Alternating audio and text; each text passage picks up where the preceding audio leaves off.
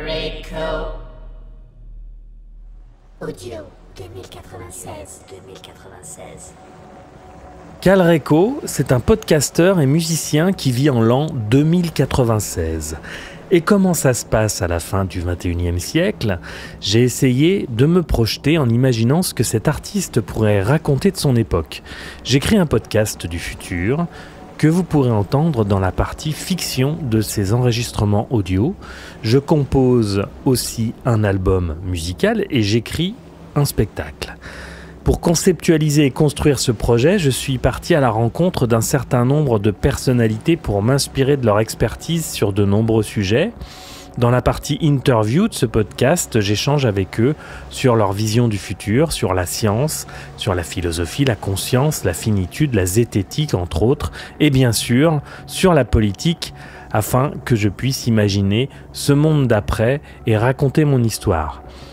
Le propos est donc artistique et vous l'avez peut-être compris, son fil conducteur, c'est l'antagonisme entre rationalisme d'un côté et idéalisme de l'autre, entre matérialisme et spiritualisme. Mes invités, ou plutôt mes hôtes, puisque ce sont eux qui nous accueillent, viennent d'horizons très différents.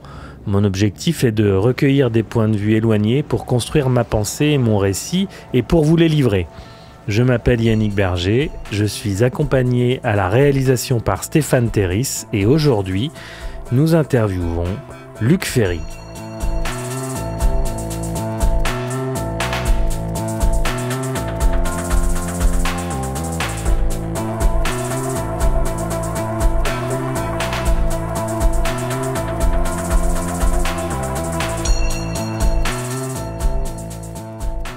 Luc Ferry est docteur en sciences politiques, agrégé de philosophie. C'est aussi un homme politique, ministre de la Jeunesse, de l'Éducation nationale et de la Recherche de 2002 à 2004.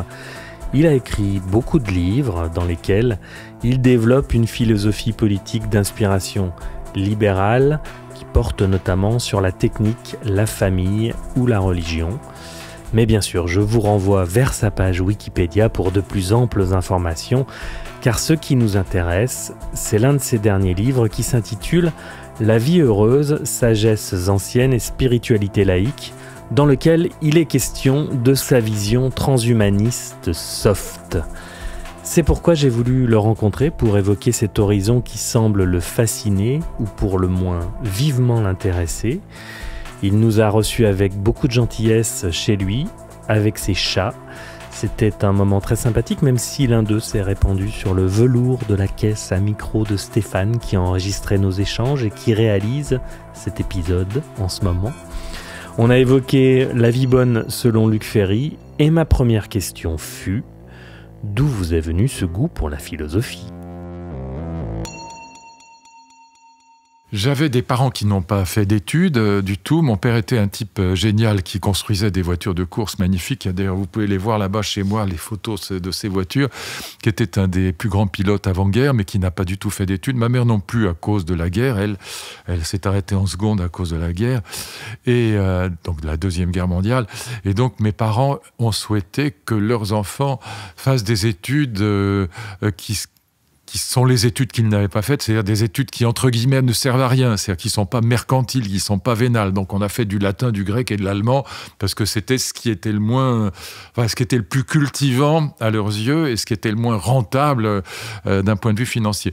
Et donc mon grand frère, qui a 5 ans de plus que moi, qui était en terminale, avec comme texte, vous savez, en classe de philo, il y a 3 textes, un texte ancien, un texte moderne, un texte contemporain. En général, c'est fait comme ça. Et il avait la critique de la raison pure, la préface de la critique de la raison pure. Et il m'a montré cette préface de la critique de la raison pure. Ça commence par une phrase qui est, dès la première page, « Comment les jugements synthétiques, a priori, sont-ils possibles ?» Ça facilite pas la conversation, parce que déjà, tu lis ça, tu comprends rien. Donc je me suis dit, mais c'est quand même bizarre, cette philosophie, ça a l'air... Donc j'essaye de lire, j'avais 14 ans, évidemment, je n'y comprends rien. Et je m'aperçois que la philosophie tient quelque part le milieu entre la littérature, ça parle de l'humain, et la science. On voit qu'il y a des argumentations rationnelles, des concepts, mais c'est pas non plus de la physique ou des mathématiques. Et donc je me dis, il faut que je comprenne ce que c'est que cette affaire qui nous parle de l'humain comme la littérature et qui nous en parle avec un discours démonstratif ou en tout cas argumentatif ou conceptuel, avec de la raison. Qu'est-ce que c'est que ça? Et donc je me dis, il faut que je comprenne. Et donc j'ai passé 2-3 ans à essayer de comprendre ce que c'était que la philosophie. Et puis quand je suis arrivé en terminale, j'avais déjà beaucoup lu. Et puis je me suis dit, c'est ça qui m'intéresse vraiment, oui. Puis après, j'ai fait une licence de psycho, j'ai fait une licence de lettres. Mais ce qui m'intéressait, c'était vraiment la philo. Et j'ai pas regretté, parce que je pense que les 5 grandes réponses philosophiques à la question qu'est-ce qu'une vie de bonne pour les mortels sont toutes absolument géniales, et que c'est ça qu'on devrait enseigner au lycée. J'ai oublié de demander à Luc Ferry de quoi il s'agissait. Quelles étaient donc ces 5 grandes réponses pour avoir une vie heureuse? Alors je me rattrape ici et maintenant, je vous fais un petit topo rapide. La première réponse pour avoir une vie heureuse, c'est celle des Grecs et des Stoïciens, représentant des sagesses anciennes qui demandent de s'aligner avec le cosmos et l'instant présent, de vaincre ses peurs, de faire la paix avec la mort, car la mort n'est rien puisque nous sommes le cosmos et donc nous sommes éternels. Celle-ci, je l'aime bien. La seconde réponse pour avoir une vie heureuse, c'est celle des chrétiens. Eux demandent de se mettre en harmonie avec les commandements divins pour accéder à la résurrection de l'âme et du corps. La troisième réponse est celle de l'humanisme moderne laïque. Ma liberté doit s'arrêter là où commence celle d'autrui. Il s'agit donc ici de mettre sa vie en harmonie avec celle des autres. La quatrième réponse, c'est la mise en harmonie de soi avec soi-même, non pas avec les autres. C'est l'éthique de l'authenticité avec comme représentants Marx, Nietzsche, Freud, père fondateur de la réconciliation avec soi. Et enfin la cinquième, c'est l'harmonisation de soi avec les gens que nous aimons. Révolution de la famille moderne et révolution de l'amour, cette réponse est celle de Luc Ferry. Du moins je présume. Et ceci étant précisé, je vous propose que nous passions au plat de résistance. La vie prolongée serait-elle la vie heureuse? La vie heureuse, c'est le titre du livre de Luc Ferry qu'on va évoquer tout de suite. Et je voulais savoir ce qui a motivé son écriture. Alors, c'est en fait mon dernier livre, il porte en grande partie sur la question de la longévité. Qui est une question à la fois scientifique et philosophique. Je vous explique ça en 2 secondes. Il y a une révolution scientifique d'un côté, je commence par elle, c'est que en 2012, un professeur de médecine, un biologiste et professeur de médecine japonais qui s'appelle Shinya Yamanaka, fait une découverte que on pensait absolument inimaginable et impossible.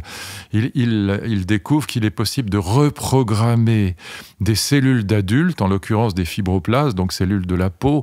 Il s'avère qu'on peut reprogrammer des cellules d'adultes différenciées en cellules souches originaires. Les cellules souches originaires, celles qu'on appelle pluripotentes, elles sont capables de refabriquer un organe entier. C'est un petit peu pour donner une image que tout le monde comprendra. Vous coupez, il ne faut pas faire ça, c'est méchant, mais vous coupez une patte ou la queue d'une salamandre, ça repousse, parce que cette salamandre, elle garde ses cellules souches pluripotentes toute sa vie. Elle est capable de refabriquer de l'os, du muscle, de la graisse, des filaments, etc., des ligaments, des nerfs. Bon, ce que nous ne sommes pas capables de faire.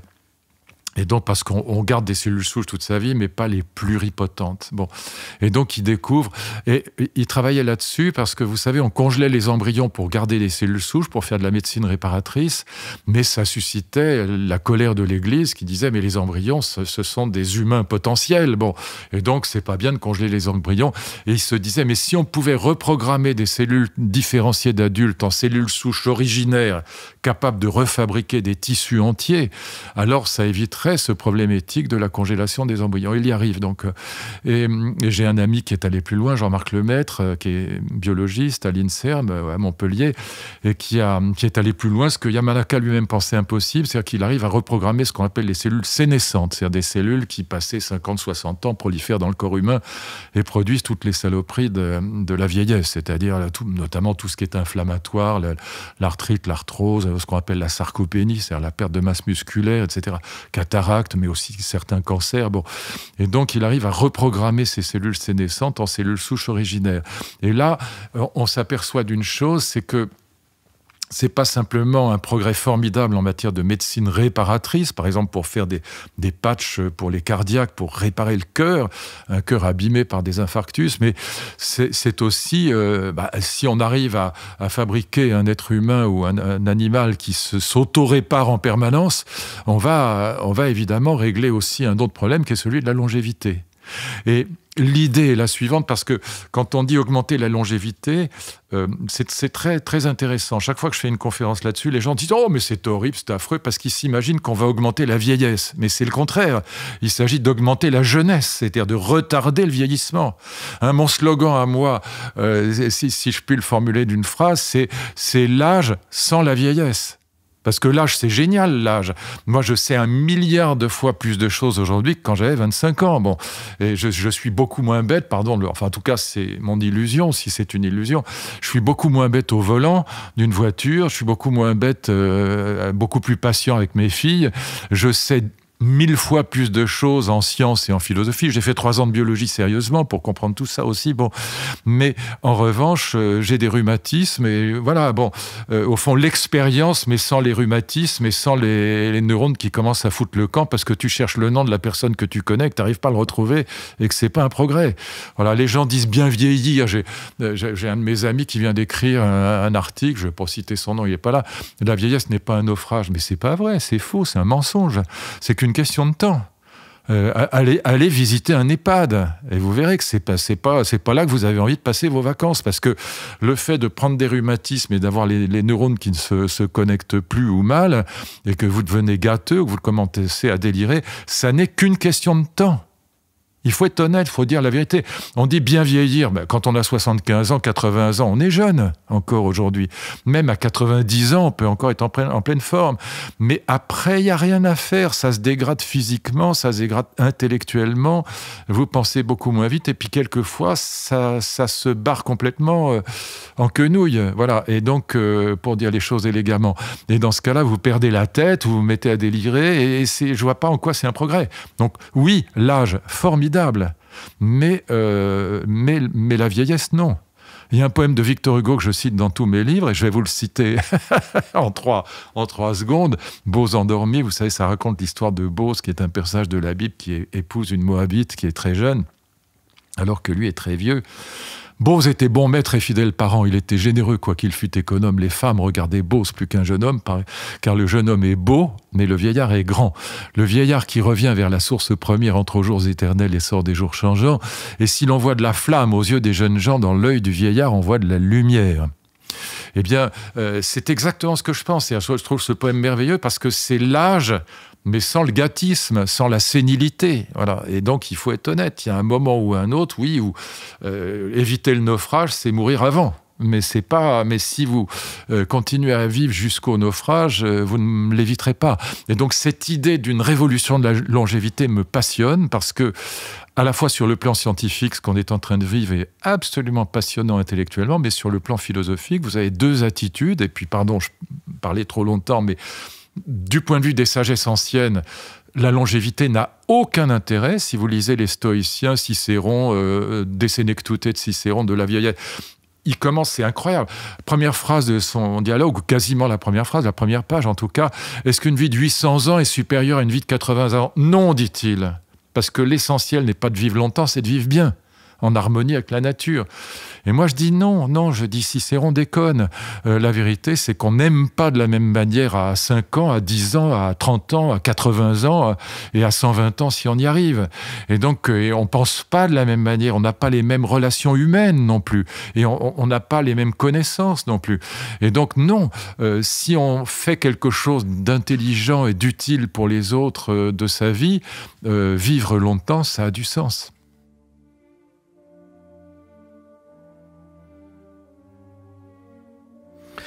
Bah je sais pas, justement, si vivre longtemps ça a plus de sens que vivre intensément, par exemple.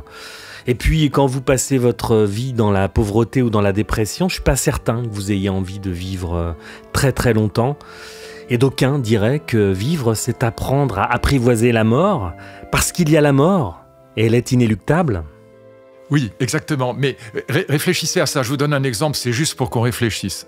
Mettons, je dis ça, c'est fictif, évidemment, hein, on est bien d'accord. Le médecin vous annonce un très mauvais cancer. Voilà, il vous dit, vous avez un cancer du pancréas. Bon, c'est vraiment un des plus mauvais. Bon, écoutez, voilà. Ou vous avez un mauvais mélanome. Bon, si je vous soigne, vous avez 10 ans de plus, 20 ans de plus, peut-être même davantage. Parce qu'aujourd'hui, sur certains cancers, on ne parle plus de rémission, mais de guérison. Voilà. Mais vous mourrez quand même. Bon, est-ce que vous prenez, est-ce que vous ne prenez pas? Ben vous prenez. Ça ne vous empêchera pas de mourir, mais les 30 ans qu'on vous donnera de plus, vous pouvez en faire quelque chose. Vous pouvez en faire quelque chose pourquoi? Vous pouvez en faire quelque chose pour vous, parce que vous aimez la vie, en tout cas moi je l'aime, et donc ça vaut le coup de vivre 30 ans de plus parce qu'on aime la vie. Moi j'ai des enfants, j'ai envie d'avoir des petits-enfants, de les voir grandir, de continuer à les voir, donc le plus longtemps me va bien, mais aussi parce que je vais apprendre des choses que je vais pouvoir partager avec les autres et transmettre avec les autres. Et donc, c'est pas uniquement pour moi. Et donc, c'est aussi pour partager, pour transmettre ce que j'aurais pu acquérir. Et même si je transmets pas à l'humanité, parce que je suis pas célébrissime, je suis pas pasteur, je suis pas Einstein, bon, mais si je transmets simplement à mes proches, à ma famille, c'est déjà ça. Et donc, augmenter la longévité pour soi, mais aussi pour les autres, ça a du sens. Voyez ? Et donc là, il y a un vrai débat. Pour Cicéron, non, la longévité n'a pas de sens parce que pour Cicéron, comme pour les stoïciens, comme pour tous les anciens, la vie bonne, c'est la vie en harmonie avec l'harmonie cosmique. Donc vivre bien, c'est vivre comme un enfant quand on est un enfant, comme un adulte quand on est un adulte, comme un vieillard quand on est un vieillard qui accepte la mort. Mais moi, je suis dans une philosophie de la perfectibilité infinie, éducation tout au long de la vie. Il n'y a aucune raison pour que ça s'arrête. Et de ce point de vue-là, la vieillesse, c'est un mur. Il n'y a aucune raison pour qu'on me dise, sous prétexte que ton cerveau est bouffé, que tes neurones commencent à déconner, tu ne pourras plus apprendre, tu ne pourras plus lire Kant, tu ne pourras plus suivre un cours de physique parce que ce sera trop compliqué pour ton cerveau. Mais ça ne m'intéresse pas. Quel est l'avantage d'avoir un cerveau qui commence à entrer en décrépitude, d'avoir des genoux qui ne vous portent plus, de plus pouvoir courir, plus pouvoir sauter? Mais ça ne sert à rien. C'est un mur. Voyez, donc là, vous avez vraiment deux sagesses. Alors évidemment, je caricature un peu. Enfin, c'est pas une caricature, mais je vais vite à l'essentiel. Mais du point de vue d'une sagesse ancienne qui vise l'harmonie avec la nature, la sagesse consiste à accepter les âges de la vie. Mais du point de vue de la perfectibilité, de la liberté, de l'historicité des modernes, Pic de la Mirandole, Rousseau, Kant, jusqu'à Husserl. Et je suis là-dedans, évidemment. Non, l'éducation tout au long de la vie, ça a du sens, et c'est pas parce qu'on a 80 ans qu'on n'a pas le droit de suivre un cours de physique ou de mathématiques.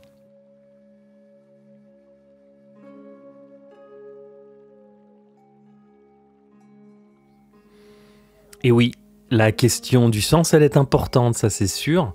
Et à mon sens, justement, les stoïciens, les bouddhistes, Eckhart Tolle donnent une réponse tout à fait satisfaisante parce que d'un point de vue ontologique, d'un point de vue théorique, vivre en harmonie avec l'instant présent, vivre en acceptant totalement ce qui est, chaque situation personnelle, en étant ni dans la projection, dans le futur, ni dans le passé, dans le souvenir, là, on a une recette qui me semble parfaite pour vivre heureux.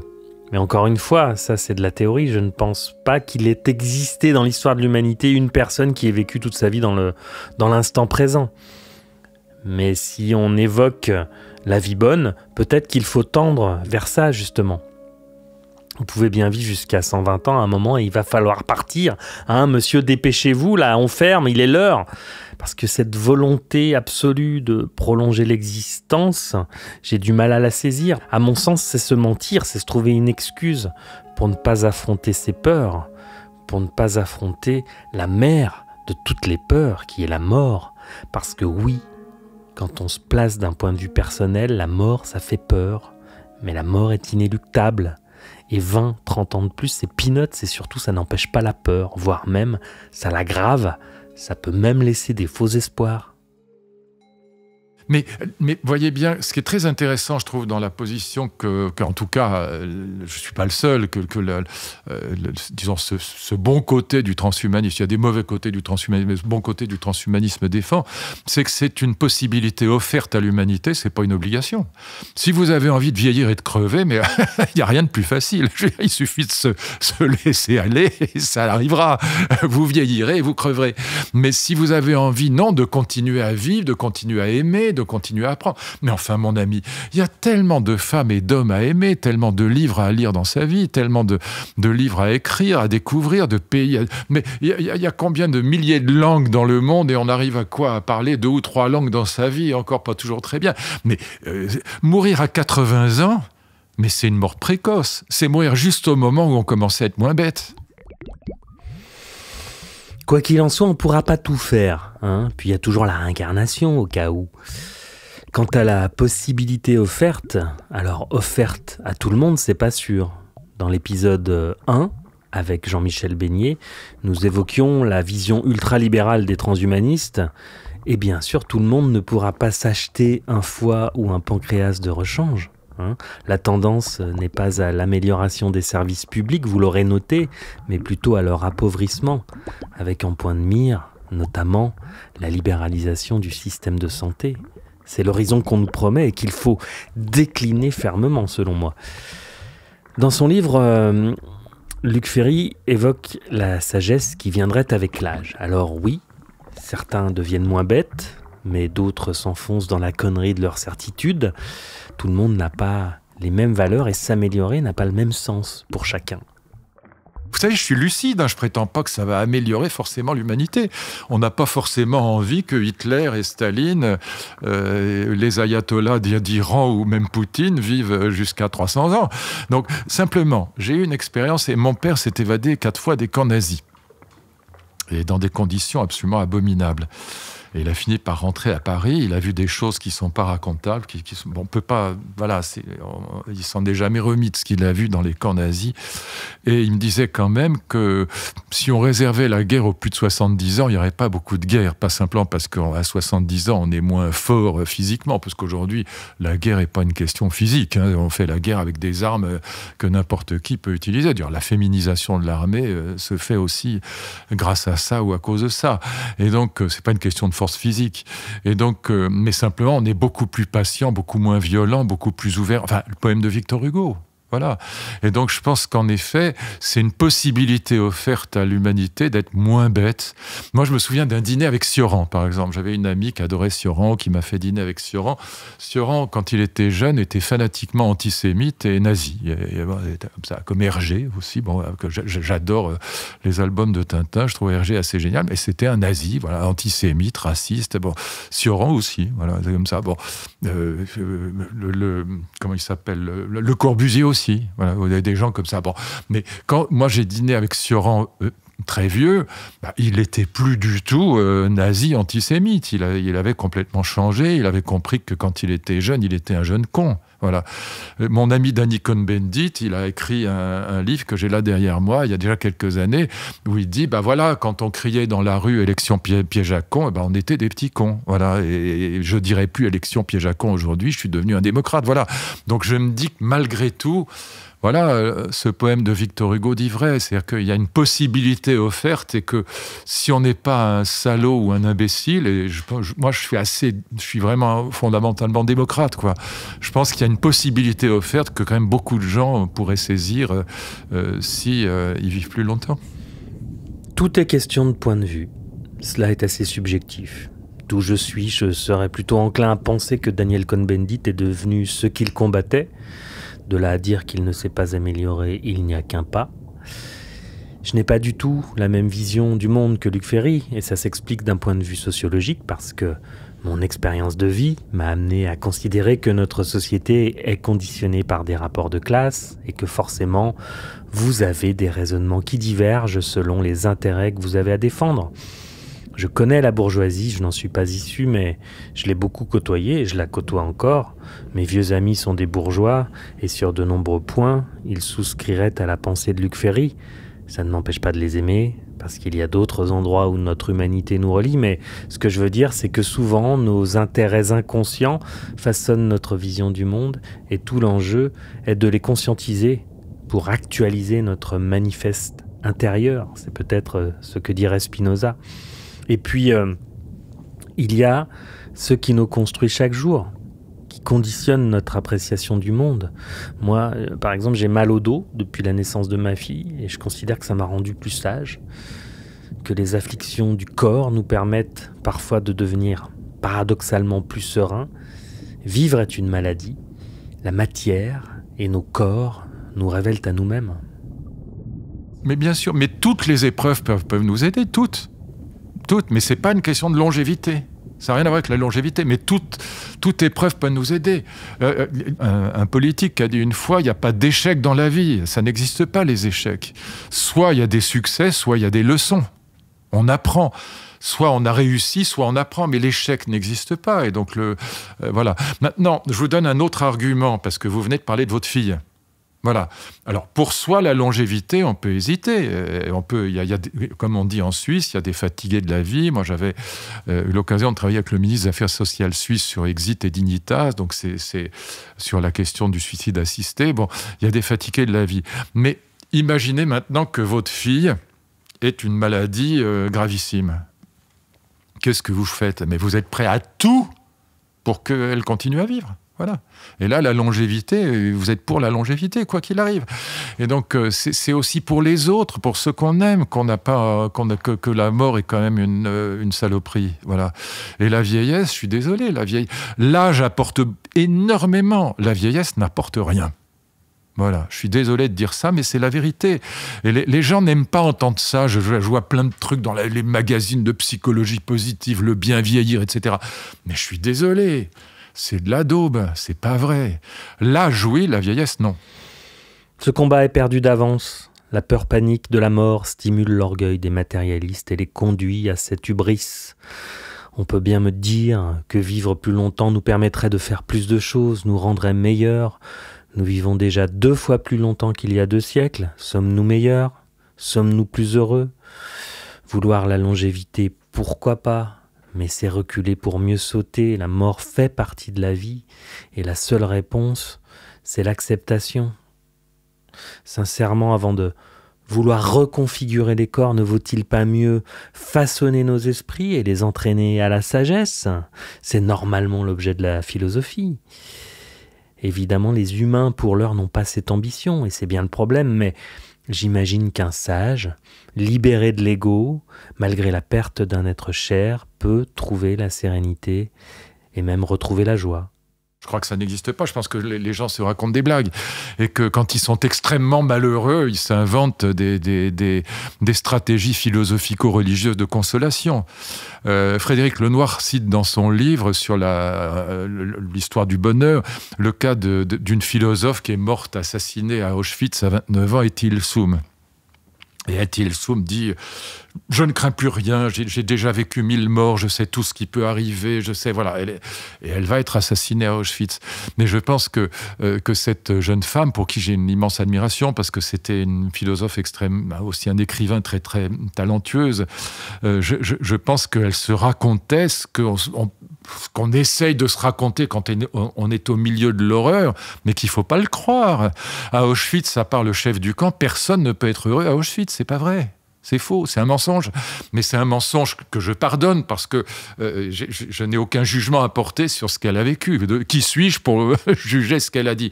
Simplement, je dis que je n'y crois pas un millième de seconde. On n'est pas heureux à Auschwitz. Voilà. Et donc, l'idée qu'on peut être heureux dans un monde malheureux, à part un salaud, personne ne peut être heureux dans un monde malheureux. Personne ne peut être heureux dans une chambre de torture en Syrie.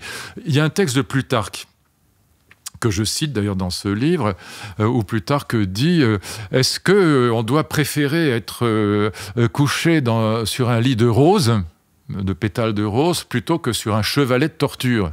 Non, dit-il, sur un chevalet de torture, on est aussi bien que sur un lit de rose quand on est un sage. Je dis Plutarque déconne, c'est tout, voilà. Je suis désolé, il a beau être Plutarque, il dit une connerie, voilà. Et donc c'est pas vrai, je préfère le lit de rose au chevalet de torture. Pourquoi je vous dis ça un peu brutalement? Parce que le bon sens en philosophie ne doit pas être systématiquement écarté. Je peux faire un cours sur Hegel, sur Heidegger, sur Nietzsche, je l'ai fait 100 fois rue d'Ulm, à l'ENS, à mes agrégatifs. J'ai fait mes études en Allemagne, je peux vous garantir, je peux vous faire un cours sur la théorie du schématisme chez Kant, qui est dans lequel un béotien ne comprendra strictement rien parce que ce sera intégralement technique. Mais je n'évacue pas le bon sens pour autant. Le mélange des deux est ce qui fait le cœur du cœur de la vraie philosophie à mes yeux. N'abandonnons jamais ni la vraie technicité philosophique dont on a absolument besoin. Si je vous parle de la théorie du schématisme, j'ai besoin d'une certaine technicité. Mais ce n'est pas une raison pour abandonner le bon sens. Mon petit chat arrive au milieu de la table. Il est adorable, mais je vais te mettre ailleurs. Luc Ferry évoquait tout à l'heure Frédéric Lenoir et il se trouve que juste avant cette interview, j'ai lu le bouquin de Frédéric Lenoir, justement, qui s'intitule « Le miracle Spinoza ». Et comme j'ai cru comprendre que le déterminisme spinoziste était pour Luc Ferry une sorte de répulsif philosophique, je lui ai demandé de développer sur le sujet. Alors, vous voulez que je vous explique pourquoi? Alors, évidemment, Spinoza est un génie, c'est un immense penseur, etc. C'est le plus mauvais philosophe de toute l'histoire de la philosophie. C'est un grand délirant. Pourquoi? Je vous explique pourquoi. Je ne dis pas ça au hasard. C'est pas pour être brutal ou pour dire des... C'est juste pour qu'on se réveille quand je parle de ça. Et donc, si vous voulez comprendre Spinoza, le meilleur moyen de le comprendre, et je vais vous donner une clé qui est vraiment, ça explique l'ensemble de la philosophie de Spinoza. Imaginez que vous regardiez un DVD, un film, un très bon film policier que vous n'avez jamais vu. Donc vous mettez le film dans votre lecteur de DVD et vous regardez le film. Vous ne savez pas ce qui va se passer. Vous êtes dans ce que Spinoza appelle l'illusion des possibles. Est-ce que le policier va l'emporter sur les méchants? Est-ce que la fille va tomber amoureuse? Est-ce qu'il va tomber de l'avion? Enfin, c'est n'importe quoi. Je dis n'importe quoi, mais vous ne savez pas, vous êtes dans l'illusion des possibles, vous ne savez pas ce qui va se passer.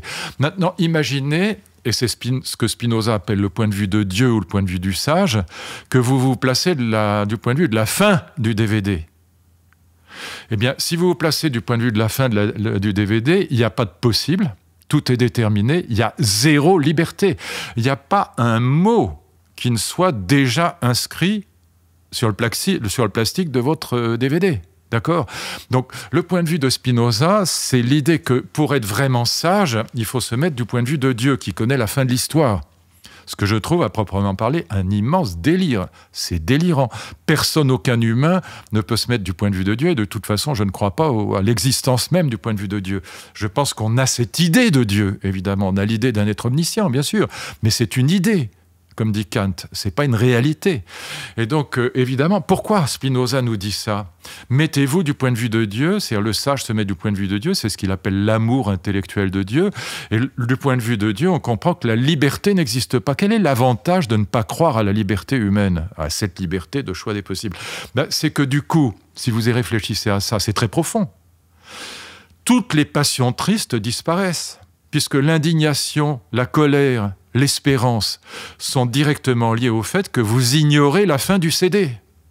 Donc vous vous mettez en colère, vous dites « Oh, mais c'est immonde ce qu'il a fait !» Ou vous espérez « Ah, j'espère qu'il va gagner quand même !» Bon. Mais si vous êtes du point de vue de la fin du CD, l'ignorance, l'espérance, la crainte, la colère disparaissant, le sage est celui qui, ne croyant pas à la liberté humaine et à l'illusion des possibles, peut se débarrasser des passions tristes. C'est ça qu'ils appellent la sagesse. C'est ce que j'appelle le délire, c'est la folie. Et donc je pense que c'est une définition, mais c'est même Spinoza, c'est au fond celui qui nous permet de définir très exactement ce que c'est qu'un grand psychotique. C'est la folie absolue. Et si on appelle ça la sagesse, je dis qu'on nage en plein délire. Voilà. Parce que imaginer qu'un humain puisse se passer du point de vue de Dieu, qui est en plus un point de vue qui n'existe pas, pour supprimer l'espérance, pour supprimer la crainte, pour supprimer l'angoisse, pour supprimer la colère, pour supprimer l'indignation. Mais c'est d'une telle absurdité. Donc vous voyez cette image, moi j'appelle ça le DVD de Spinoza. Si vous réfléchissez à ce que c'est que le spinozisme, c'est simplement un philosophe qui pose l'existence d'un Dieu omniscient à partir d'un sophisme imbécile qui est l'argument ontologique. Enfin, on ne peut pas faire plus bête. Bon, c'est un sophisme puéril. Bon. Et qui, une fois qu'il a posé l'existence d'un Dieu omniscient, dit le sage doit se mettre à la place de Dieu, du point de vue de Dieu, pour comprendre qu'il n'y a pas de liberté, qu'il n'y a pas de choix, qu'il n'y a pas de possible, et que par conséquent, on n'a pas besoin de s'énerver. Mais c'est délirant. Voilà. Et donc, qu'il y ait encore des intellectuels qui puissent être spinozistes, je me dis, mais mon Dieu, comment est-ce possible? Voilà. Et donc, évidemment que voilà, la déconstruction de la métaphysique chez Kant, chez Nietzsche et chez Heidegger, c'est 1 milliard de fois supérieur à ce qu'on peut lire chez Spinoza.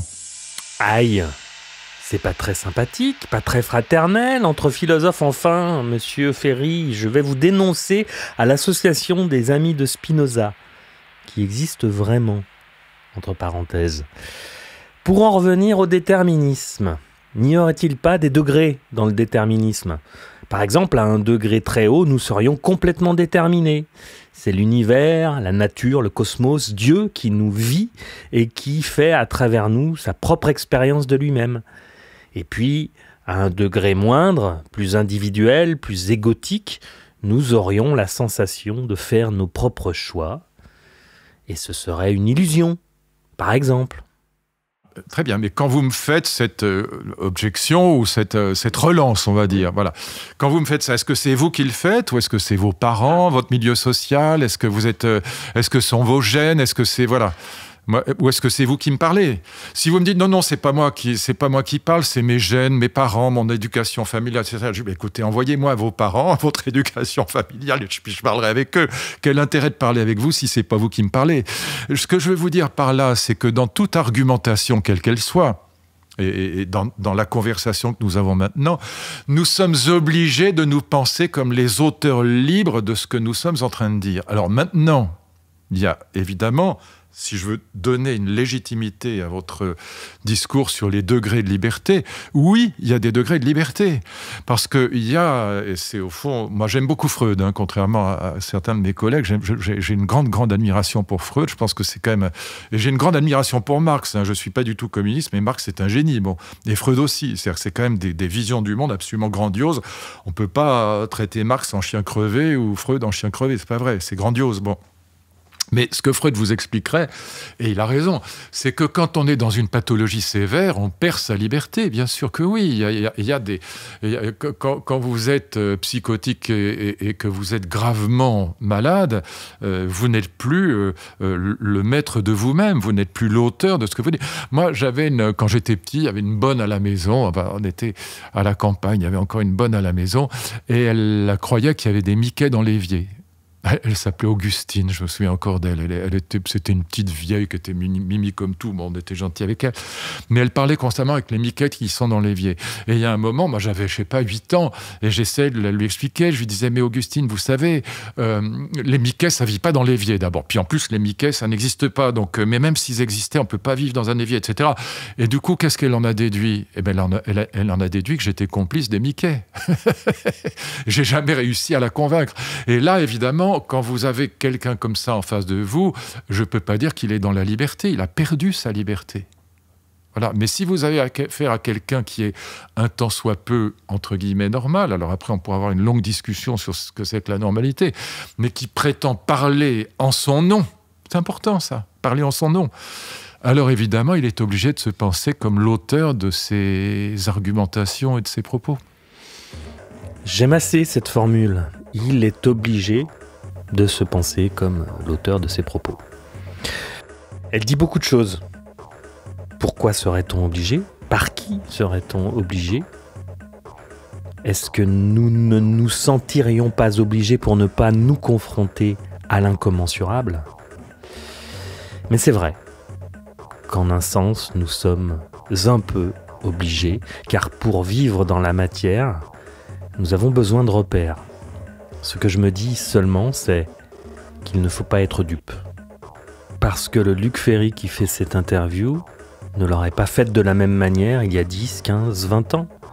Il y a bien une détermination de la personnalité au fil du temps et de l'expérience. Non, c'est l'histoire de la liberté. C'est pour ça justement que je suis pour la longévité, c'est l'histoire de la liberté. Ce qui est génial dans l'histoire de la liberté, c'est qu'elle nous change. Je disais tout à l'heure, on n'aime pas de la même manière à 10 ans et à 50 ans. L'histoire de la liberté nous change, elle nous change parce que c'est une histoire, comme dit Rousseau, de la perfectibilité.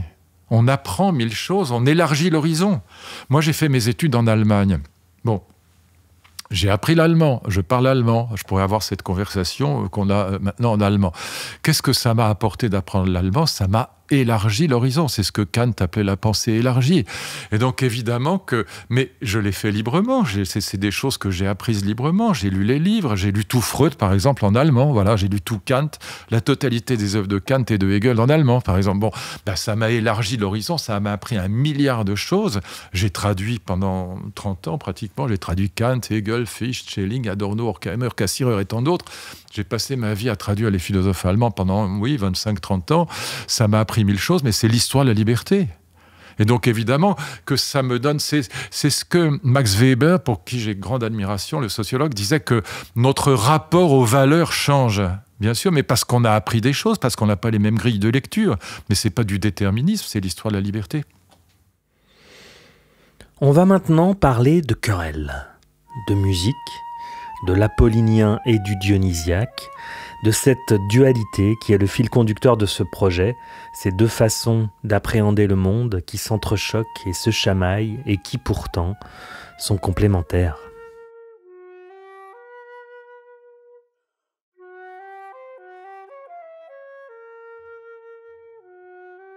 Ah, il y a 2 querelles musicales dans l'histoire de la musique et de la philosophie qui sont absolument passionnantes. Il y en a une qui est racontée par Ovide dans les Métamorphoses, et c'est une querelle entre le dieu Pan. Le dieu Pan, c'est un dieu qui fait partie du cortège de Dionysos.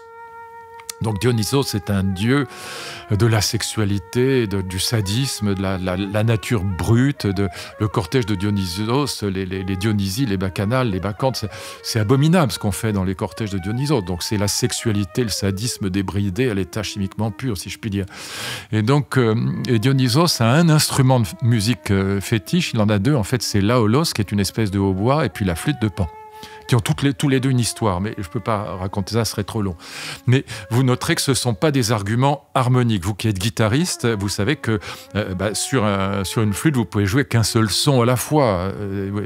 Sur une guitare ou même sur un violon, on peut faire plusieurs sons à la fois. Sur un piano, a fortiori, ce ne sont pas des arguments harmoniques. Et donc, le dieu Pan est en train d'essayer de séduire des jeunes filles ou des jeunes garçons. Il n'est pas regardant, il est bi. Et il leur joue de sa magnifique flûte de Pan. Et qui a d'ailleurs, enfin, il y a une œuvre de Debussy qui est géniale, mais je ne peux pas rentrer dans le détail de cette histoire de la flûte de Pan. Je laisse de côté, ce serait trop long. Mais en tout cas, il perd la tête d'une certaine manière, il tombe dans ce que les Grecs appellent l'hubris et il dit « Ah, je suis le plus grand musicien, je suis plus grand musicien qu'Apollon ». Apollon entend ça du haut de l'Olympe et il descend avec sa cithare, qui est un instrument harmonique. Il y a plusieurs cordes. Et un concours de musique est organisé entre la flûte de Pan et la cithare d'Apollon. Voilà. Et c'est évidemment Apollon qui va l'emporter, puisque la cithare, qui fait des accords, c'est la musique de l'harmonie. alors que la flûte de Pan, c'est la musique de la disharmonie, c'est la musique rauque, sensuelle, avec des glissando partout, etc. Et donc c'est une musique qui évoque la sexualité débridée, qui évoque la nature sauvage et pas civilisée. Voilà, et ça, ce débat, on le retrouvera aujourd'hui presque avec la musique sérielle d'un côté, et la musique, disons la musique atonale et la musique tonale. C'est déjà ce débat-là. Et donc Midas, qui est dans le jury, qui lui dit mais non, moi je trouve pas que Apollon ait gagné. Je trouve que la musique parce que c'est son ami, la musique de Pan est plus belle elle est plus prenante que celle de Dionysos et que celle d'Apollon, pardon. Et Apollon va le punir. Vous savez comment il punit Midas? Il l'affuble d'oreilles-d'âne. Il a péché par les oreilles, puisqu'il n'entend pas bien, puisqu'il n'a pas trouvé que Apollon était supérieur à Pan. Et donc, Apollon lui fait pousser des oreilles d'âne. Voilà. Et c'est... je ne peux pas développer ça, mais c'est quelque chose d'extraordinaire, parce que la flûte de Pan, si quand même je vous en dis un tout petit mot, la flûte de Pan, elle est fabriquée par Pan, qui court après Syrinx. Debussy a écrit une œuvre pour flûte solo qui s'appelle Syrinx. Syrinx est une nymphe, et pour échapper aux assauts de Pan, qui veut la violer tout simplement, Syrinx demande à Zeus de lui éviter cette catastrophe absolue. Il la transforme en roseau. Et Pan cueille le roseau, le coupe en morceaux et fabrique la fameuse flûte de Pan, Zamphire, avec les restes, si je puis dire, de cette nymphe de Syrinx. Et donc, si vous écoutez l'air de Debussy, qui raconte ce mythe grec. Et vous avez une deuxième compétition musicale, si je puis dire, à la fois philosophique et musicale. On est en 1752 et c'est entre Rousseau et Rameau. Pergolèse vient faire jouer son opéra qui s'appelle La Servante Patronne à l'Opéra de Paris. À l'époque, on ne dit pas l'Opéra de Paris, ça s'appelle l'Académie Royale de Musique. Et c'est une musique italienne qui est très mélodique. Et Rameau déteste ça. Rameau est cartésien, Rameau défend donc l'harmonie mathématique. L'harmonie de Rameau, c'est l'équivalent du jardin à la française. Le jardin géométrique, c'est Descartes. Et Rousseau déteste l'harmonie, n'aime pas Descartes. Rousseau défend la musique de Pascal, le cœur a ses raisons que la raison ne connaît pas, la musique mélodique. Et là, vous avez un débat magnifique entre mélodie et harmonie, entre musique du cœur pascalienne, défendue par Rousseau, qui est un des premiers romantiques, et musique mathématique, Jardin à la française, défendu par les cartésiens, par Rameau en l'occurrence. Et il y a une centaine de personnes qui vont intervenir. Les frères Grimm, Diderot, le roi et la reine se mêlent. La reine défend la musique du cœur, le roi la musique de la raison. Et c'est une querelle entre donc harmonie et mélodie. Il y a 3 paramètres dans la musique, il y a le rythme, la mélodie et l'harmonie. Et là, vous avez avec ces 2 querelles vraiment quelque chose qui... Enfin, ces deux... le mythe grec d'un côté raconté par Ovide et puis de l'autre, cette querelle des bouffons. On l'appelle querelle des bouffons parce que c'est l'opéra bouffe, tout simplement. Bouffo, ça veut dire comique, c'est ce qu'on appelle l'opéra comique. Bon. Et ce sont 2 querelles qui sont d'une actualité, qui sont absolument présentes aujourd'hui dans les débats sur la musique contemporaine. Et j'y reviens, est-ce que ça n'est pas la querelle ultime, le cœur contre la raison, celle qu'on retrouve entre les matérialistes et les spiritualistes, entre les zététiciens et les complotistes sur Twitter, entre les transhumanistes qui veulent augmenter l'être humain et les idéalistes qui aspirent à se reconnecter au vivant, à vivre plus en harmonie avec la nature ? Sauf que moi, je suis très pour ce côté du transhumanisme. Encore une fois, il faudrait distinguer. Il y a des transhumanistes complètement délirants. Bon, mais ce côté qui est uniquement l'augmentation de la longévité en bonne santé. C'est-à-dire reculer le temps de la vieillesse et de la mort. Donc c'est ça pour moi le cœur du transhumanisme intelligent, celui dans lequel je me reconnais. Bon, maintenant, ça n'empêche absolument pas d'aimer la nature. C'est pas parce qu'on ne... Si vous voulez, comprenez bien ça, parce que c'est essentiel. Chez les anciens, on prend la nature comme un modèle moral à imiter. Non, la nature n'est pas un modèle moral à imiter. Il y a un proverbe africain que j'aime beaucoup qui permet de comprendre. C'est imagé, mais pourquoi la nature n'est pas un modèle moral ?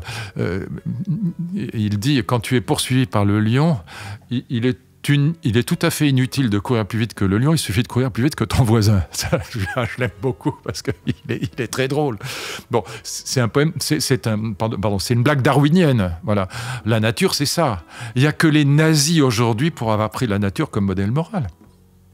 C'est pour ça qu'il y a un vrai problème au sein de l'écologie.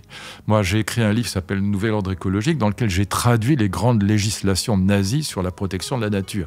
La Naturschutzgesetz et puis la Tierschutzgesetz, la loi sur la protection des animaux. Mais les nazis ont un héritage romantique qui fait qu'ils prennent la nature comme modèle. Mais la nature prise comme modèle, c'est Darwin, c'est l'élimination des faibles, des vieux. Jamais on n'aurait inventé ni le système des retraites, ni la médecine moderne si on considérait que le modèle darwinien doit être transposé sur le plan moral et politique. Voyez. Donc moi, j'adore la nature quand elle est belle, mais je suis désolé, j'aime pas les moustiques, et j'aime pas les virus, et j'aime pas les microbes, voilà. Donc je suis pour les antibiotiques.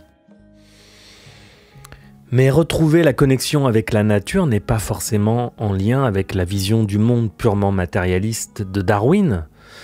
Les libéraux, souvent, voient l'homme comme un loup pour l'homme, le monde étant une jungle dans laquelle seuls les plus forts survivent, mais quand on a une conscience écologique, comme je le crois c'est mon cas, on pense qu'il y a des alternatives comme l'entraide, l'autre loi de la jungle, spéciale dédicace à Pablo Servigne. Mais non, la vraie différence ici, il faut être clair parce que ce serait sinon malhonnête, c'est que dans le monde antique, chez les stoïciens, on parlait de Cicéron, mais d'Épictète, de Marc Aurèle, etc., la nature n'est pas considérée comme c'est pas le point de vue de Darwin. La nature, le cosmos, ce que les Grecs appellent le cosmos, c'est un ordre harmonieux, juste, beau et bon. Il est teion et logos en grec. Teion, il est divin parce que c'est pas les humains qui l'ont créé. Il est logos parce qu'il est harmonieux. Logos, logique, mais au sens où il est harmonieux. Et donc, pour les Grecs anciens, pas pour les épicuriens, mais pour les stoïciens, pour Platon, pour Aristote, le cosmos, c'est une nature harmonieuse, juste, belle et bonne. L'art grec, c'est un microcosmos. L'œuvre d'art, c'est la mise en scène, c'est-à-dire la mise en œuvre, au sens propre du terme, de l'harmonie cosmique. Bon, tandis que pour nous, les modernes, nous sommes darwiniens, c'est-à-dire que c'est pas la même chose. Pour nous, la nature, elle est darwinienne, c'est-à-dire que pour nous, la nature, c'est struggle for life, c'est l'élimination des faibles. Voilà. Et donc, c'est pas la même conception de la nature que celle des anciens jusqu'à saint Thomas d'Aquin, jusqu'à l'Église encore aujourd'hui. Dans la tradition des anciens, la nature, c'était encore une fois l'harmonie avant tout. Voilà. Mais ce qui conduit aussi à des choses avec lesquelles je suis évidemment pas d'accord, parce que si vous lisez par exemple le catéchisme de l'Église catholique que j'ai là devant les yeux, moi je suis pas croyant, mais peu importe, l'homosexualité est condamnée par l'Église aujourd'hui comme un péché mortel si on la pratique, parce que il y a encore un chat qui vient, parce que l'homosexualité est définie par l'Église comme un désordre. Ça veut dire quoi? Par rapport à la loi naturelle, c'est-à-dire par rapport à cette représentation du cosmos harmonieux, du point de vue de l'Église, l'homosexualité est disharmonieuse, elle est un désordre. Et donc, lorsqu'on prend la nature comme modèle moral, on a quand même des conséquences qui sont, même si c'est la nature des anciens et pas celle de Darwin, on a des conséquences morales qui, à mes yeux en tout cas, après on peut discuter, sont inacceptables. Je ferai juste cette remarque qu'il y a sans doute une différence entre la philosophie stoïcienne dans son rapport au cosmos et la vision chrétienne de la loi naturelle. Quant à Darwin, selon moi, le problème, si on peut appeler ça un problème, est qu'il nie toute intelligence sous-jacente dans l'évolution des espèces. C'est la pensée dominante, le rationalisme, le matérialisme. Et il n'y a donc, selon Darwin, aucun sens. Tout est dû au hasard, un immense coup de bol ou un immense coup de malchance. Et ça, je n'y crois pas. Et donc Dieu, une vie après la mort, comment se positionne Luc Ferry sur ces questions? Non, et c'est la bonne nouvelle d'ailleurs, c'est parce que les chrétiens souhaitent une vie après la mort. parce qu'ils pensent que ce sera le paradis, la lumière, enfin, s'ils ont fait ce qu'il faut et qu'ils vont pas en enfer. Bon, je caricature un peu, mais enfin, c'est quand même ça. Bon. Et puis, c'est surtout la promesse de... Moi, j'adore Jésus, hein. Je trouve, j'ai écrit, là, je viens d'écrire un livre sur la philosophie chrétienne, j'ai écrit un livre avec le cardinal Ravasi, qui est le ministre de la Culture du Pape, et j'ai la plus grande admiration pour l'évangile de Jean. Je trouve que c'est un texte merveilleux, magnifique. Et je trouve que Jésus est un homme absolument extraordinaire. Je donnerais tout ce que j'ai pour pouvoir passer 5 minutes avec lui. Mais je ne crois pas à la résurrection des corps. Je ne crois pas à l'épisode de la résurrection de Lazare, bon, qui est quand même... vous savez ce que ça veut dire évangile en grec? Angelia, ça veut dire bonne nouvelle. Le mot évangile en grec veut dire la bonne... Et la bonne nouvelle, c'est la nouvelle de la résurrection des corps. Hein. Et donc, je n'y crois pas. C'est pour ça que je ne suis pas croyant. Je ne crois pas à la résurrection des corps. C'est-à-dire que je ne crois pas aux retrouvailles après la mort avec ceux que nous avons aimés. Mais j'aimerais. Si je pouvais y croire, je serais ravi. Il n'y a rien de plus beau comme promesse que de retrouver mes filles, ma femme, mes amis... ou les gens même que je pourrais aimer après la mort. Je trouve la promesse chrétienne absolument géniale, mais je n'y crois pas, évidemment. Donc Dieu est une idée extraordinairement puissante. Nous avons tous l'idée de Dieu, y compris les gens les plus athées qui soient. C'est-à-dire que nous avons l'idée d'un être parfait, omniscient et omnipotent et omnibon, si je puis dire, bienveillant, voilà. Mais c'est une idée, évidemment. C'est une idée, c'est ce qu'on appelle en mathématiques une asymptote. C'est-à-dire que c'est un idéal de l'être humain, Dieu. On ne peut pas être un scientifique sans croire d'une certaine manière, au moins dans cette idée de Dieu, même si on ne croit pas en Dieu après. Parce que chaque fois que vous faites un progrès scientifique, une découverte, vous vous approchez de cet idéal divin de l'omniscience. Voilà. Et c'est pour ça qu'un progrès fait plaisir. Au fond, il y a toujours une dimension théologique dans nos vies, même si on est complètement athée. Chaque fois que j'apprends quelque chose, je me rapproche du divin. Parce que je me rapproche de l'idée d'omniscience. Voilà. Et donc, mais ça ne veut pas dire que pour autant que je crois à la résurrection des corps. Malheureusement, j'aimerais bien y croire. Encore une fois, je serais heureux de retrouver les gens que j'ai aimés. La mort est quand même, c'est quand même ce qu'il y a de plus embêtant dans la vie. Et donc l'idée qu'on va être très sage, qu'on va accepter la mort, bon, bah non, c'est pas vrai. Dès qu'on aime, on peut pas accepter. Dès qu'on aime quelqu'un, on peut pas accepter sa mort.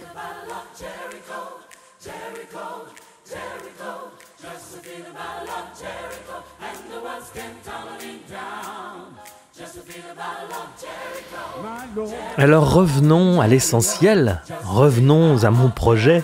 Vous avez entendu certainement que les entretiens que nous menons vont, je l'espère, m'inspirer dans l'écriture de la future histoire du futur que vous retrouverez dans la playlist fiction de ce podcast. Et donc, dans la mesure du possible, j'essaye de poser des questions un peu orientées, surtout vers la fin, à mes invités, enfin à mes hôtes, puisque nous nous rendons chez eux la plupart du temps. Et donc, quel serait le modèle d'une société plus juste et plus résiliente pour vous, Monsieur Ferry ?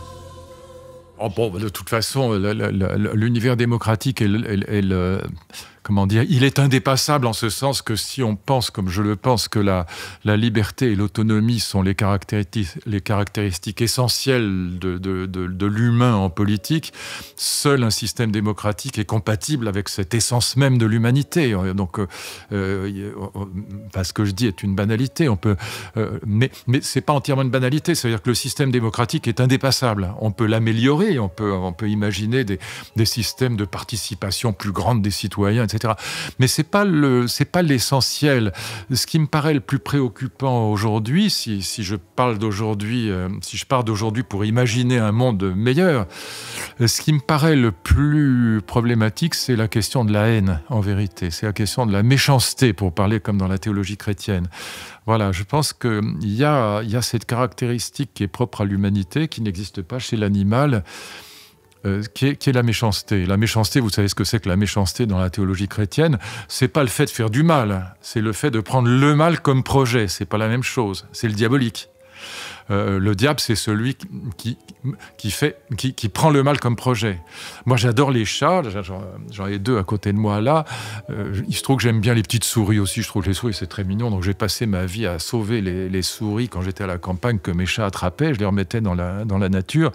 Mais quand mes chats bouffaient des souris, même vivantes, parce qu'ils s'amusent aussi à ça, je pense pas que mon chat était diabolique. Je pense qu'il fait du mal à la souris, mais je pense pas qu'il prend le mal comme projet. C'est juste son instinct de prédateur et de félin. Et voilà, les félins sont faits comme ça. Bon, mais c'est pas par méchanceté.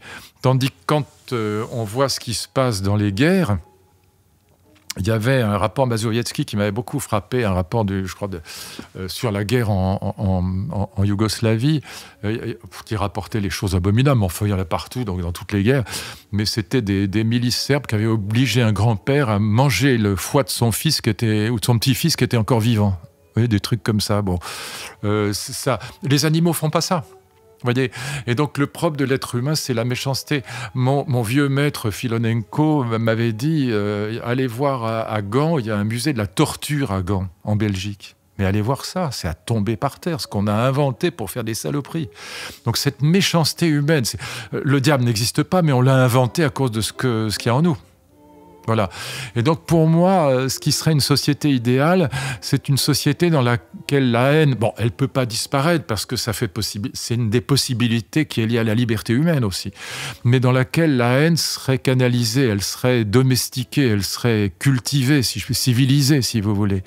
Voilà, elle serait transformée en quelque chose. Voilà. Et pour vous donner un exemple peut-être d'aujourd'hui, ce qui me gêne dans les réseaux sociaux, c'est que les réseaux sociaux aurait pu être un espace de ce que les Allemands appelaient l'Aufklärung, les Lumières, un espace de Freundlichkeit, pour parler comme en allemand, un espace public de discussion argumentée, même un peu violente, d'accord, on peut s'engueuler. Bon, moi, le dimanche soir, avec mon ami Danny Cohn-Bendit, quelquefois, on s'envoie pas que des fleurs, bon, mais c'est articulé. Bon, et en vérité, c'est devenu un désespoir, un déversoir de haine. La petite Mila qui a reçu 70 000 menaces de mort et de viol, mais c'est pas possible ça. Voilà. Et donc je veux dire que ces réseaux sociaux qui auraient pu être quelque chose de magnifique soient devenus un déversement d'horreur, de bêtises, de fake news, de complotisme, et surtout de haine et d'appel au meurtre. Voilà. Je me dis que ça devrait. C'est sur ça qu'on devrait réfléchir pour imaginer. Une société idéale, c'est une société dans laquelle ça aurait disparu, non pas parce qu'on l'aurait interdit, mais parce qu'on l'aurait civilisé. Voyez ? Ça, c'est juste un exemple, évidemment, mais c'est un exemple qui je trouve, vaudrait pour tout le reste de cette organisation sociale, évidemment démocratique, mais ça, c'est le minimum. Civiliser la haine. D'où vient la haine ? Les animaux en sont-ils dépourvus ? Ma réponse, à moi, spontanée comme ça, enfin écrite, mais spontanée, serait que les animaux n'ont pas développé leur mental, qu'ils n'ont pas d'ego, qu'ils ne se sentent pas jugés ni blessés par leurs congénères ou par tout autre être qui émettrait un avis sur leurs actes. L'être humain est émotif, il succombe vite à la haine par émotivité parce qu'individuellement il croit que son point de vue est important et il prend tous les raisonnements qui ne sont pas en harmonie avec sa pensée comme une attaque personnelle. C'est pourquoi, pour empêcher la haine, selon moi, il faut travailler sur soi, conscientiser ses pensées compulsives et les regarder avec recul et sérénité. Ça s'appelle le connais-toi toi-même. Et c'est un effort quotidien, un travail de toute une vie, voire de plusieurs. J'ai compris, il y a peu de temps, l'insignifiance de nos points de vue. J'ai fait un joli petit voyage sous LSD, vous le dites pas, hein ? Et j'ai vu la matrice. J'ai vu l'infinie insignifiance de nos existences individuelles dans le cosmos. Et j'ai vu aussi que ce qui avait de la valeur, c'est l'amour qu'on partage avec les autres, comme une énergie sacrée. Alors oui, ça n'était qu'un trip sous LSD, mais j'ai aussi compris l'importance de l'art, notamment l'importance de la voix chantée pour les humains que nous sommes. J'ai compris l'influence des psychotropes sur un certain nombre d'œuvres musicales, de films, de peinture. J'ai compris que Matrix, par exemple, a dû être écrit sous acide. Bref, je pense qu'on évoquera cela dans un prochain épisode. J'ai donc demandé à Luc Ferry quelle place cela avait dans sa vie. L'art, hein, pas le LSD.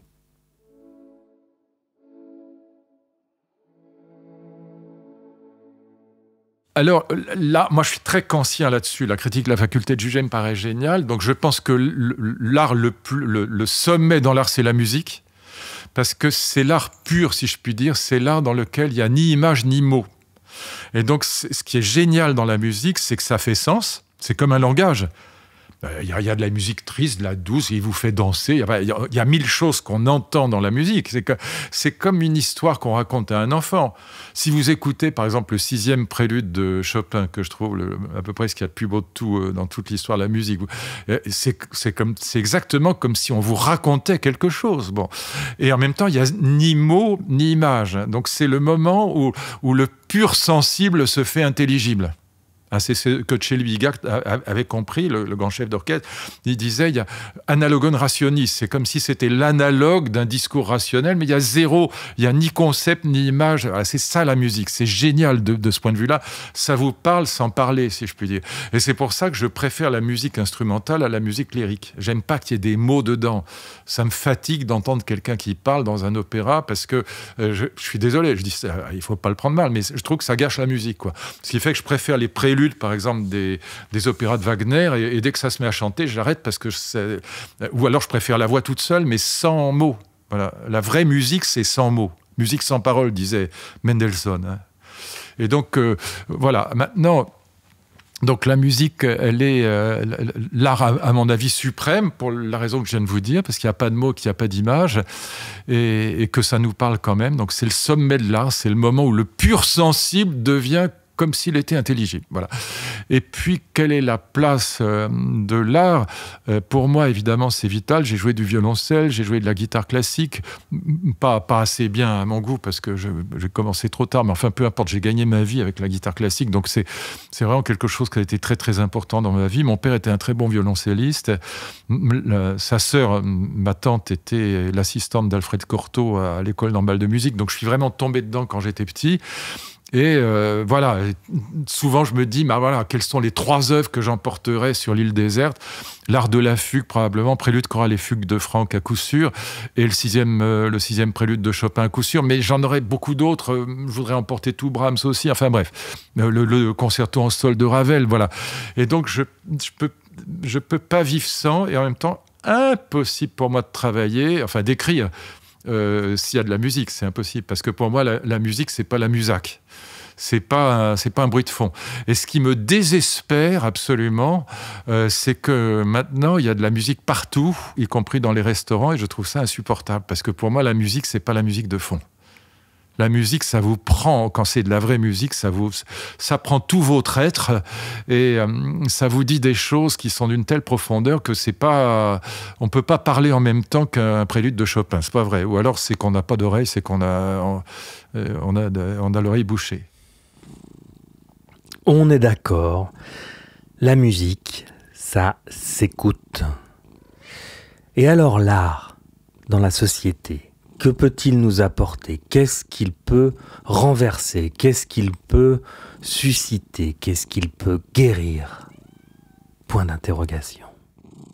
Il a une importance très précise et une importance importante, pour le pléonasme, mais c'est qu'il y a une analogie avec l'humour qui est très profonde, c'est que l'art crée du sens commun. Si je vous fais une blague dont je suis sûr qu'elle est drôle, et j'ai 2 ou 3 plaisanteries. Moi, avec mon ami Raïm Korsia, on a compétition d'humour juif, et il y a 3 ou 4 blagues juives que personne ne peut s'empêcher de rire, c'est impossible. Donc, qu'est-ce que ça va faire ? Ça va créer du sens commun. Un humour, les gens ne peuvent pas s'en empêcher, on va tous rigoler. D'un seul coup, il y a sensus communis, comme dit Kant dans son jargon latin à lui. Et bien l'art, c'est pareil. Et la grande question, j'ai beaucoup écrit là-dessus, qui est absolument passionnante. Alors qu'on dit que l'art est subjectif, alors qu'on dit à chacun son goût, alors qu'on dit des goûts et des couleurs, on ne dispute pas, etc. C'est pas vrai. Il y a un petit texte d'un philosophe que j'aime beaucoup aussi, David Hume, qui dit, mais regardez, on dit à chacun son goût, on dit le goût est subjectif, on dit des goûts et des couleurs, on ne dispute pas, et pourtant on fait que ça. Beaucoup plus que sur un théorème mathématique. Et on discute du beau en permanence. Et la vérité, c'est que, et Hume ajoute ça de manière extrêmement intelligente, il ajoute, mais paradoxalement, il y a même plus de consensus sur les œuvres d'art que sur les questions scientifiques. Regardez sur le réchauffement climatique, même à l'Académie des sciences, les gens, on serait presque venus aux mains sur est-ce qu'il y a réchauffement ou pas, avec Claude Allègre. Bon. Et puis, et d'autres d'ailleurs, il n'y avait pas que lui. Et puis aujourd'hui, le consensus est fait. Mais Einstein, au moment où Einstein sort la théorie de la relativité, mais c'est des polémiques, les gens en viennent aux mains. Bon, et dans des académies des sciences, on échange des insultes à l'époque sur la relativité. Bon, alors que personne, je n'ai jamais entendu la phrase « Bach est nul », tu vois, jamais. Mozart est nul, c'est pas vrai. Il y a un consensus dans le monde entier, il n'y a pas un violoniste qui ne joue les 5 concertos de Mozart. Bon. Et donc, voilà, donc paradoxalement, il y a plus de consensus sur les œuvres d'art à la limite que sur les sciences, en tout cas quand elles sont en progrès, si je puis dire, en discussion. Et donc, la grande question qui s'est posée, j'y ai consacré un livre, ça s'appelle Homo Aestheticus. Quels sont les critères du beau? Il y a 3 grandes réponses. La première, c'est la réponse rationaliste cartésienne. Le beau est ce qui plaît à la raison. Et ça vous donne le jardin à la française, ou ça vous donne Rameau, l'harmonie. Vous écoutez la musique de Couperin ou de Rameau, c'est entièrement harmonique, c'est entièrement mathématique. Il y a la réponse absolument inverse. Non, non, le beau, c'est pas ce qui plaît en nous à la raison, c'est ce qui plaît à la sensibilité, c'est l'esthétique du cœur. C'est ce qu'on a appelé l'esthétique du sentiment, du je ne sais quoi et du presque rien. Voilà. Et puis vous avez la grande esthétique romantique qui part de Kant avec l'idée que, ce que j'évoquais tout à l'heure pour la musique, que la vraie beauté, c'est quand le sensible devient de lui-même intelligible, mais sans concept. Le beau est ce qui plaît universellement sans concept, dit Kant. Et là, c'est l'essence même de la musique. Je développe pas ça davantage, mais en tout cas, ce débat est absolument passionnant. Le beau dans la société, c'est ce qui crée du sens commun. Beaucoup plus que la science, beaucoup plus que la politique. Voilà. Et d'une certaine manière, l'humour, quand il est vraiment très, très grand, il peut aussi créer ce sens commun, mais de manière évidemment moins profonde et fugitive. Les histoires drôles, c'est drôle, mais c'est quand même un genre mineur. Voilà. Tandis que le clavecin bien tempéré, ou les préludes de Bach, ou le concerto en sol de Ravel, prélude, chorale et fugue de Franck, pour moi, c'est impossible de faire mieux. Voilà, on peut les écouter 1000 fois et on est toujours bouleversé.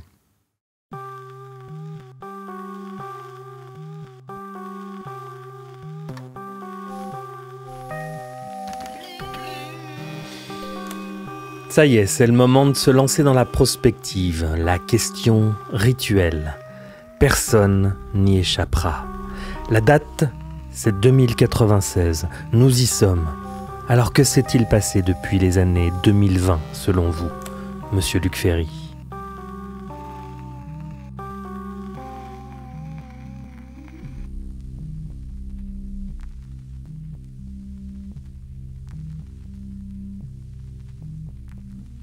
Bon, alors les écologistes vous diraient l'humanité a disparu.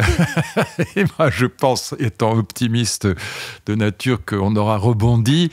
Et je pense que, évidemment, j'en sais rien, on rigole là, on plaisante. Mais je pense qu'on ira vers cette société dans laquelle la haine sera canalisée. Puis, je vais dire une chose qui sera, enfin, il faut la comprendre. C'est pas pour être désagréable. Bon, je comprends très bien que les gens soient passionnés par le football. Bon. C'est des centaines de millions dans le monde. Voilà, je pense que si le jour où on aura la même ferveur, voilà, pour un concert où Gauthier Capuçon joue la sixième suite de Bach, l'humanité aura fait un grand progrès. Voilà. Et c'est pas de l'élitisme. La réponse bête serait, ah oui, d'accord, le football est un sport populaire et Luc Ferry est un élitiste, il défend Bach et le violoncelle contre le football. C'est pas ça. C'est que je pense que il y a plus dans l'art que dans l'humour ou dans le sport. Parce qu'on aurait pu rajouter à l'humour et à l'art le sport qui crée aussi du sens commun. Mais le jour où on aura le même sens commun sur une immense œuvre d'art ou scientifique ou littéraire d'ailleurs, que sur le football, je pense que l'humanité aura fait un immense progrès. Et c'est pas pour dire du mal du foot que je dis ça. Moi, j'ai pratiqué des sports, je me suis passionné pour certaines finales. Bon, mais je pense que c'est quand même... il y avait un petit mot de George Orwell qui est méchant, mais qui disait qu'avec avec le sport et la bière, on peut abrutir l'humanité de manière... L'opium du peuple est là, encore plus que dans la religion. Et je pense qu'il y a une part de vérité, malheureusement, là-dedans. Donc 2096, l'art a une très grande place. L'art a une très très grande place. L'art a une très grande place et la haine est canalisée. Voilà. En tout cas, voilà, ce serait le rêve.